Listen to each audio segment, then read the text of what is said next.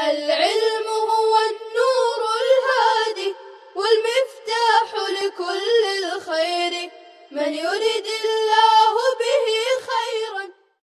بسم اللہ الرحمن الرحیم. الحمد للہ وکفی وسلام علی عبادہ الذین اصطفی. اما بعد. باب ما جاء فی لعق الاصابع بعد الاکل. باب ان روایات کے سلسلے میں جو وارد ہیں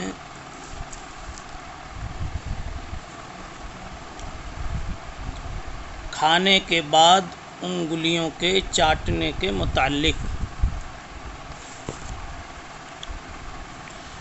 وبه قال حدثنا محمد بن عبد الملك بن ابي الشوارب قال حدثنا عبد العزيز بن المختار عن سهيل بن ابي صالح عن ابي هريرة قال قال رسول الله صلى الله عليه وسلم اذا اكل احدكم فليلعق اصابعه فانه لا يدري في ايتهن البركة.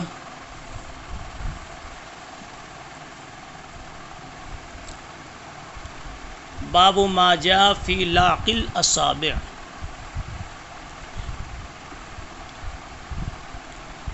لعق یلعق سمع کے باب سے ہے، اس کے معنی چاٹنے کے آتے ہیں. اصابع اصبع کی جمع ہے. لا یدری فی ایتہن البرکہ. رسول اللہ صلی اللہ علیہ وسلم ارشاد فرماتے ہیں جب کوئی آدمی کھانا کھائے تو اسے اپنی انگلیاں چاٹ لینی چاہیے، اس لیے کہ اسے پتہ نہیں کہ کھانے کے کون سے حصے میں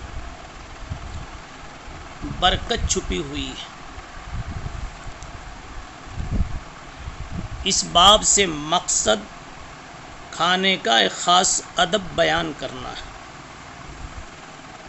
شروع میں یہ بات بتلائی گئی تھی کہ ابواب الاطعمہ میں صرف مطعومات و مشروبات کی یا مطعومات کی حلت و حرمت کو نہیں بتانا ہے، بلکہ اس کے آداب اور اس کے متعلقات کو بھی سمجھانا ہے.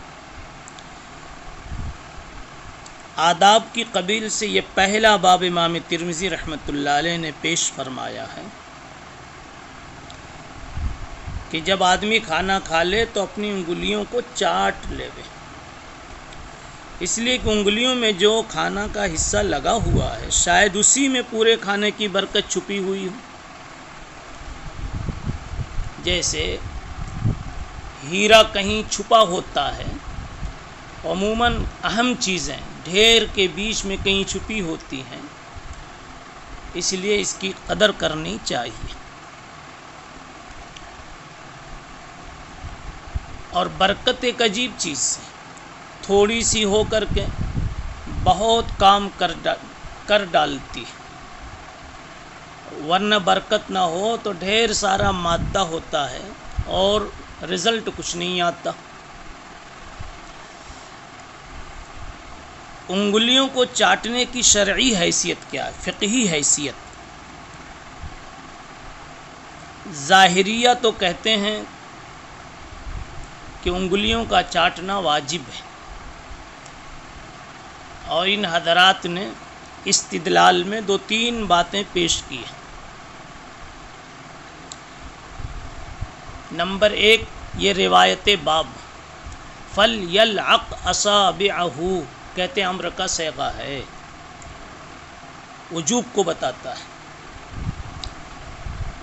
ان کی دوسری روایت بخاری شریف میں ہے، یعنی بخاری شریف کی ایک روایت سے یہ لوگ استدلال کرتے ہیں کہ نبی پاک صلی اللہ علیہ وسلم جب کھاتے تھے، کھانا کھا لیتے تھے، فلا یمسح یدہ حتی یلعقہا، تو کپڑے وغیرہ میں ہاتھ پوچھتے نہیں تھے جب تک کہ اس کو چاٹ نہیں لیتے تھے. ان کی ایک تیسری دلیل ہے مسلم شریف میں کعب ابن مالک رضی اللہ تعالی عنہ سے منقول ہے کہ رسول اللہ صلی اللہ علیہ وسلم جب کھا لیتے تھے کانا رسول اللہ صلی اللہ علیہ وسلم یاکلوا بثلاث اصابع فاذا فرغ لعقها، 3 انگلیوں سے کھاتے تھے اور کھانے کے بعد انگلی چاٹ لیتے تھے۔ ان کا چوتھا استدلال وہ حضرت انس ابن مالک رضی اللہ تعالی عنہ کی روایت ہے، اس میں بھی اسی قسم کے الفاظ ہیں، کانا اذا اکل طعاما لائق اصابعہ الثلاث، کہ جن 3 انگلیوں سے جو کھاتے تھے ان 3 انگلیوں کو چاٹ کر صاف کر لیا کرتے تھے۔ تو اب ان تمام مستدلات میں ان کے نزدیک 2 ہی بات تھے، ایک تو حضور پاک صلی اللہ علیہ وسلم کا معمول مبارک ہے، عادت شریفہ ہے، اور ایک صیغہ امر ہے۔ جمہور اس کا جواب یہ دیتے ہیں کہ یہ امر کا صیغہ وجوب پر محمول نہیں ہے، یہ ندب پر، ارشاد پر، استحباب پر، استنان پر، زیادہ سے زیادہ اس کو سنت کہا جا سکتا ہے۔ انگلیوں کا چاٹنا اسی وجہ سے جمہور نے مستحب کہا ہے، آداب میں سے کہا ہے۔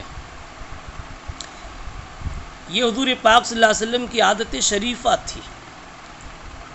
عادات مبارکہ کو سنن زوائد کی قبیل کی جتنی چیزیں ہیں ان کو واجب نہیں کہا جا سکتا۔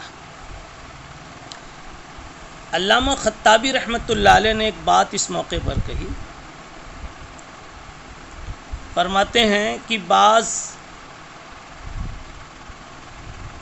عقل کے دیوانے جو دراصل عقل سے دیوانے ہوتے ہیں، ان کا یہ کہنا ہے کہ انگلیوں کو چاٹنا کتنا گھناؤنا عمل ہے، کتنا ناپسندیدہ عمل ہے کہ منہ میں انگلی لے جاتا ہے آدمی، پھر نکالتا ہے، پھر لے جاتا ہے،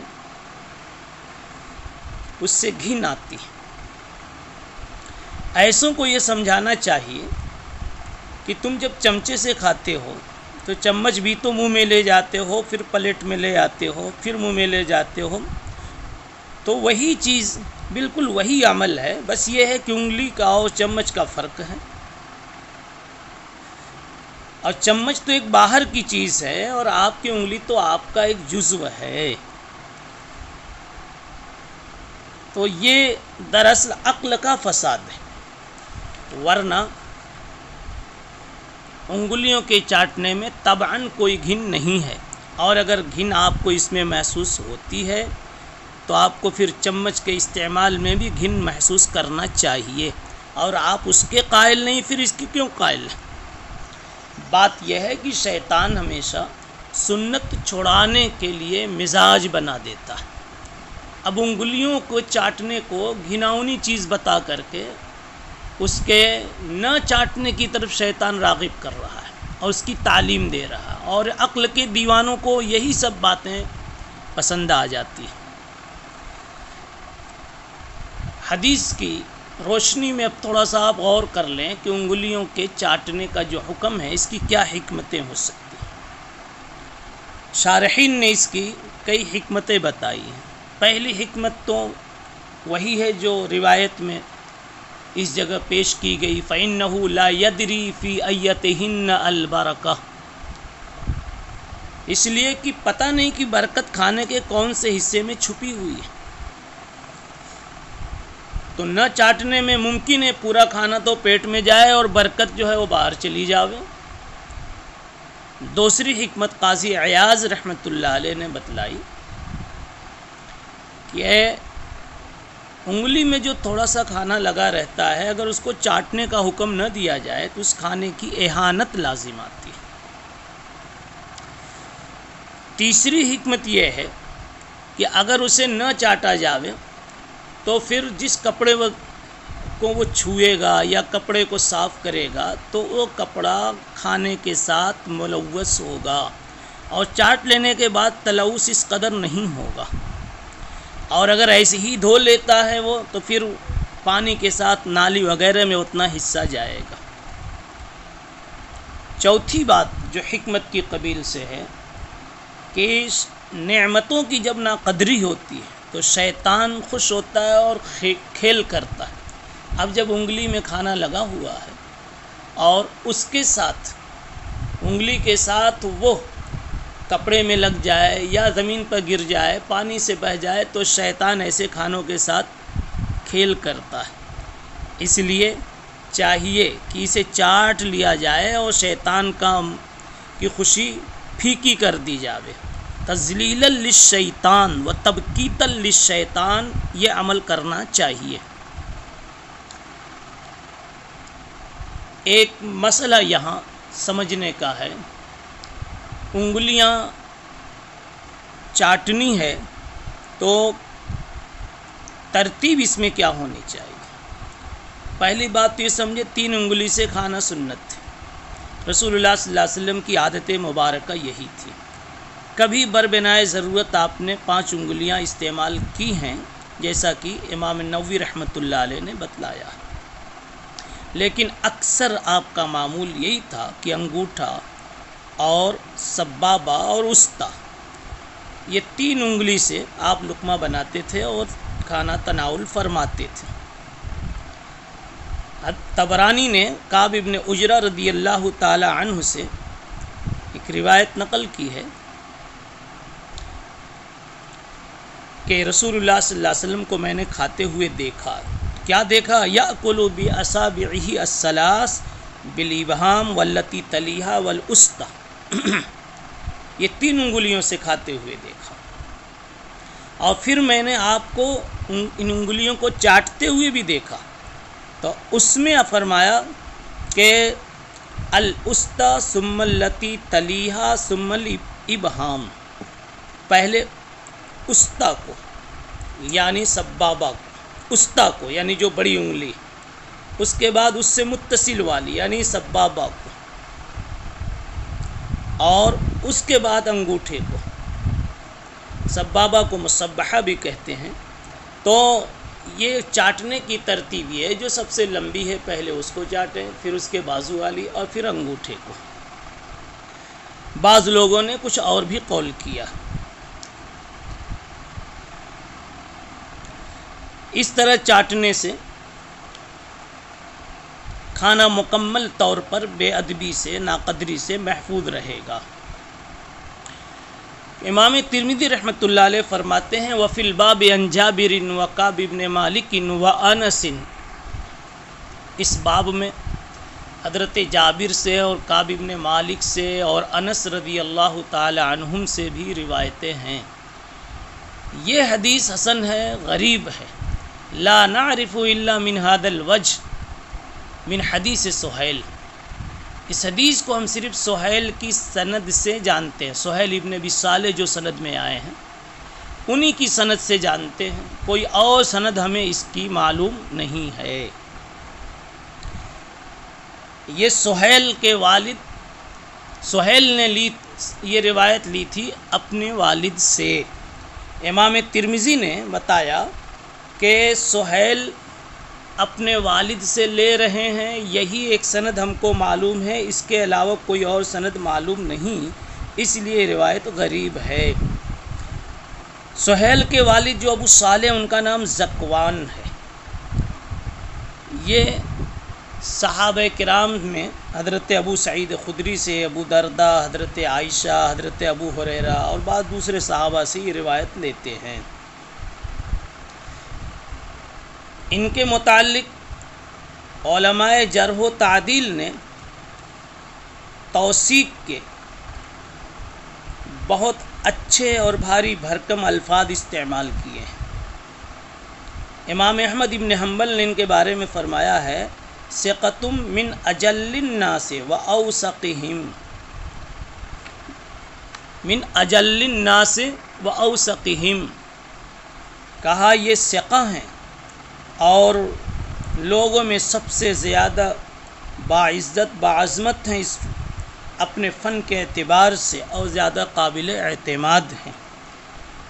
یحییٰ ابن معین اور ابو حاتم رازی وغیرہ نے بھی ان کی توثیق فرمائی ہے۔ دوسرا باب بھی کچھ اسی سے متعلق ہے، آپ دیکھ لیجئے، باب ما جاء فی اللقمۃ تسقط، لقمہ جو زمین پر گر جائے اٹھا لینا چاہیے۔ کیوں؟ اس لیے کہ شیطان اس سے کھیل کرتا ہے۔ بہ قال حدثنا قتیبۃ قال اخبرنا ابن لہیعۃ عن ابی الزبیر عن جابر ان النبی صلی اللہ علیہ وسلم قال اذا اکل احدکم طعاما فسقطت لقمته فلیمت ما رابہ منها، کوئی لقمہ گر جائے کھاتے کھاتے تو چاہیے کہ اس پہ جو کچھ زمین کا حصہ، مٹی کا حصہ لگ گیا ہے اس کو صاف کر دے، پھر اسے کھا لے، لیکن شیطان کے لیے زمین پر نہ چھوڑ دے۔ شیطان کھیل کرتا ہے، اس لیے کہ انسان نے گویا اللہ کی نعمت کی ناقدری کی۔ انسان جب کوئی گناہ کا کام کرے گا، ناپسندیدہ عمل کرے گا، انسان کی پکڑ کا انسان سے کوئی کام ظاہر ہوگا تو شیطان کو ضرور خوشی ہوگی۔ یہ اصل راز ہے۔ شیطان کو اس کھانے سے کچھ نہیں لینا دینا، اصل تو یہ ہے کہ وہ شیطان یہ دیکھتا ہے کہ اس عمل سے یہ بندہ خدا اللہ کے یہاں معتوب ہوگا، ماخوذ ہوگا، بس وہ خوشی اس کو ہوتی ہے، تو اس کھانے سے بھی وہ کھیل کرنا شروع کرتا ہے۔ وبه قال حدثنا الحسن بن علي الخلال قال حدثنا عفان بن مسلم قال حدثنا حماد بن سلمة قال حدثنا ثابت عن انس ان النبي صلى الله عليه وسلم كان اذا اكل طعاما ليق اصابعه الثلاث وقال اذا وقعت لقمة احدكم فليمت عنها الاذى وليأكلها ولا يدعها للشيطان۔ یہ فرمایا کہ نبی پاک صلی اللہ علیہ وسلم جب کھاتے تھے تو 3 انگلیاں اپنی چاٹ لیتے تھے، اور فرمایا آپ نے کہ جب کوئی کھائے اور لقمہ گر جائے تو اٹھا کے صاف کر لے اور کھا لے۔ آگے فرمایا شیطان کے لیے نہ چھوڑے۔ وَأَمَرَنَا أَن نَسْلُتَ الصَّحْفَةَ، وَأَمَرَنَا أَن، اور ہمیں حکم دیا کہ ہم اس کو صاف کر لیویں، یعنی پلیٹ کو چاٹ لیویں۔ سلط یسلطو بھی کہا گیا، سلط یسلطو بھی پڑھا گیا۔ جی، اس کا مطلب یہ کہ پلیٹ کو چاٹ لینا چاہیے۔ اور فرمایا تم نہیں جانتے فی ای طعامکم البرکہ، پلیٹ کو صاف کر لو، تمہیں پتہ نہیں کہ کھانے کے کون سے حصے میں برکت ہے۔ ھذا حدیث حسن صحیح۔ وبه قال حدثنا نصر بن علی الجہضمی قال حدثنا المعلى بن راشد ابو الیمان قال حدثتنی جدتی ام عاصم۔ معلی ابن راشد جن کی کنیت ابو الیمان ہے، معلی ابن راشد جن کی کنیت ابو الیمان ہے، یہ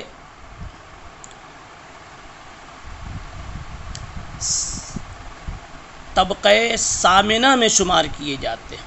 ابن حبان نے ان کو ثقات میں لکھا۔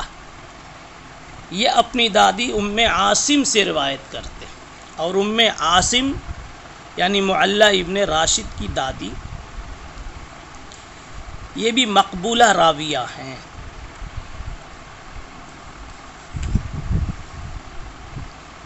وَقَانَتْ أُمَّ وَلَدٍ لِسِنَانِ ابن سلمہ، یہ سنان ابن سلمہ کی ام ولد تھی۔ قالت دخل علینا، یہ راوی ہیں، کہتے ہیں کہ ہمارے پاس نبیشہ الخیر، ہمارے پاس نبیشہ الخیر حاضر ہوئے، ہم کھانا کھا رہے تھے ایک پیالے میں، کہنے لگے حدثنا ان رسول اللہ صلی اللہ علیہ وسلم قال من اکل فی قصعۃ ثم لحسها استغفرت له القصعہ، کہ جو آدمی کسی پیالے میں کھائے پھر اسے چاٹ کر صاف کر دے تو پیالہ اس کے لیے مغفرت کی دعا کرتا ہے۔ مغفرت کی دعا کرنے کا 2 مطلب ہے، یا تو حقیقی وہ استغفار کرتا ہے، یعنی واقعی اللہ تعالیٰ اس کو زبان دے دیتے ہیں اور وہ اپنی زبان میں اپنے نطق میں وہ بولتا ہے، اللہ اس کھانے والے کی مغفرت کر دے. اور یہ بعید نہیں ہے، اس لیے قرآن نے کہا وَإِن مِّن شَيْءٍ إِلَّا يُسَبِّحُ بِحَمْدِهِ وَلَكِن لَّا تَفْقَهُونَ تَسْبِيحَهُمْ. ہر چیز کی زبان ہے، آواز ہے اور تسبیح ہے، تم سمجھو کہ نہ سمجھو. بعض مرتبہ معجزے کے طور پر ایسی چیزوں کی آواز سنا بھی دی گئی ہے، بزرگوں کی کرامت کے طور پر بھی سنا دی گئی ہے. اس لیے حقیقی معنی بھی استغفار کا یہاں ہو سکتا ہے، اور مجازی معنی یہ ہے کہ استغفار کرتا ہے پیالہ، یعنی اس پیالے کی بنیاد پر اس میں کھایا، صاف کیا، تو صاف کرنا ایک عمل محبوب ہوا، اس کی برکت سے اللہ مغفرت کر دیتے ہیں، تو یہ ذریعہ بنا، اس وجہ سے اس کی طرف مغفرت استغفار کی نسبت کی گئی. ھذا حدیث غریب لا نعرف الا من حدیث المعل بن راشد وقد روى يزيد بن هارون وغير واحد من الائمة عن المعل بن راشد هذا الحدیث. کہا کہ یہ حدیث غریب ہے، صرف معلّہ ابن راشد کی سند سے یہ ہمیں معلوم ہے. البتہ معلّہ ابن راشد سے نقل کرنے والے بہت سارے لوگ ہیں، یزید ابن ہارون اور کوئی دوسرے ائمہ بھی ہیں. سبحان اللہ وبحمدہ سبحان اللہ العظیم. السلام عليكم. لا تنسوا الاعجاب بالفيديو والاشتراك في القناة تشجيعا لنا لنستمر بنشر المزيد إن شاء الله.